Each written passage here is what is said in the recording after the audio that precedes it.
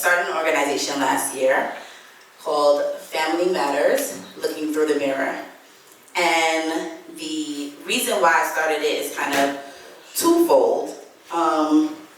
One side is that when you look at our society and the children in our community, one thing is that statistics show that children who have two-parent households, or children who grow up with both parents, they have more success in school, they have higher graduation rates, and higher employment rates. And so one of the goals of Family Matters is to keep households together in order to see that success in our community. And the second side is actually specific to marriages, that not only can they be the best parents for their children, but to actually have a marriage that's successful, to go home and be with someone who you actually like.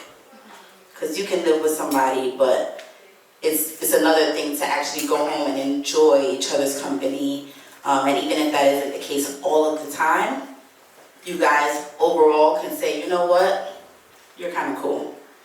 And so Family Matters is here to provide coaching, to provide inspiration, encouragement to marriages all over our community. Because although in this time, marriage no longer has the same standard or the same ideals that it might have had 50 years ago, where people never got divorced. And that could be good or bad, because possibly they never got divorced, but they might not have been happy either.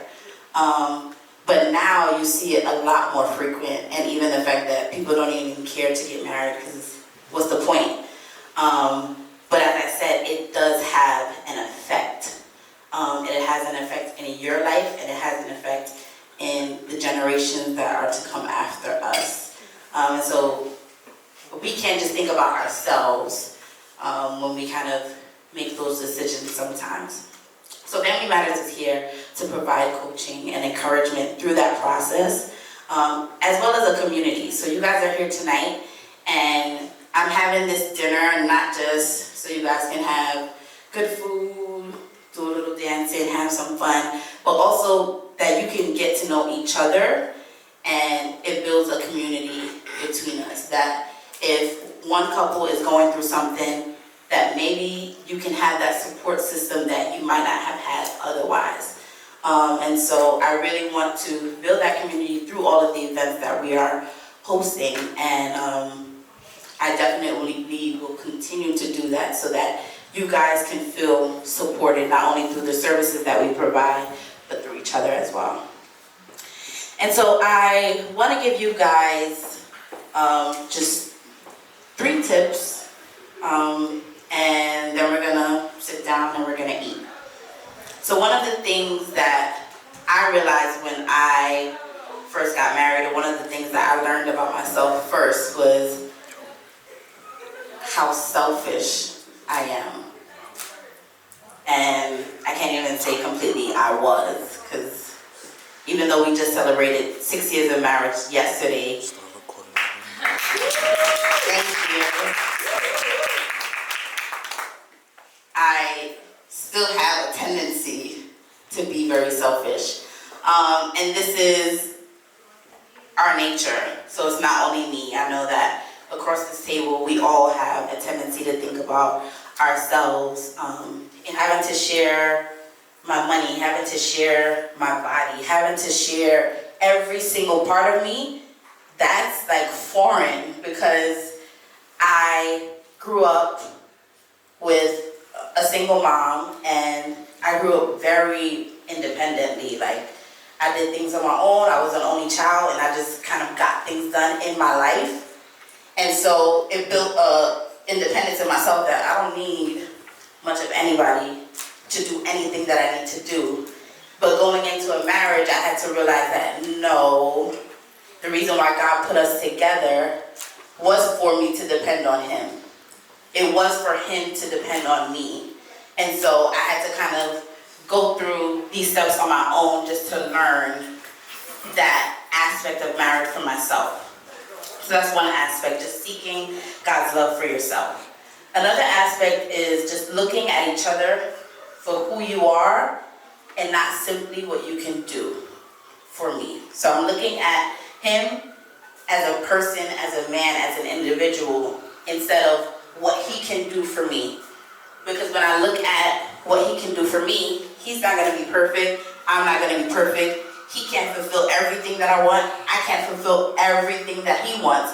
And so the person will always fall short when you only look at what they can do. But when you look at him as an individual, even before we got married, him as an individual, he's an amazing person. He's a loving person. He has all of these great aspects. And when I try to focus on those aspects of him, rather than simply what he can do for me, then it takes the selfishness out of the relationship. It helps us to just say, you know what, he's more than what he can buy me. He's more than what he can do for me. He's more than that in and of himself. And so just learning how to look at the person not for what they can do only, but just for who they are. And the third way I would say to love unselfishly is to love always, especially when you don't want to. So that's a hard one, because when somebody gets me upset, I don't want to love you. When you get me upset, I don't want to listen to you. I don't want to speak to you. I don't want you around. Like, why are we in the same house? I don't understand it. But the fact that I decided to be in this relationship, I also have to make the decision to love always. And especially when you don't want to, because sometimes, like I said, we look at what the person can do for us and not always taking into account what we as individuals might be going through. So I might not have been able to pick up the laundry or take the laundry today because my back was hurting, because I had a horrible day at work. And so if he didn't take the laundry and I just now I might get upset, granted, but if he didn't take the laundry and I just get upset and no longer showing any love, then he no longer gets what he needs to then kind of get out of that whatever it was that didn't allow him to. But when I make the decision to say, okay, you didn't, but I'm still going to cook dinner, or I'm still going to do whatever it is that you want from me, then he's starting to feel that love, and it can be reciprocated at that time as well. So I earnestly believe that you have to love always, not just during the good times, not just when they're making you smile, not just when they're making things happy or when you guys are on vacation. I feel like vacation is a time where everybody's just happy. But it's not just those times. It's also the times where I honestly probably want to wring your neck, but I'm going to make the decision not to. And to not only not to, but to do something extraordinary to show you that in spite of that your love, that my love for you still stands. So we have to make that decision to love always. And so I just wanted to share those 3 tips with you guys. And if you're not following Family Matters on Instagram and Facebook, I would encourage you to do so. We are definitely here to, like I said, provide that encouragement and inspiration on a daily basis. You follow it, and it might be a day where you're really upset, and a post can turn that around, or a video, or whatever it is that we post, that it can make that day for not only for you but for your relationship better. So I would definitely encourage you to do that. Natural disasters, my baby has been around for me. Kingdoms are falling, angels be calling. None of that could ever make me leave, yeah. looking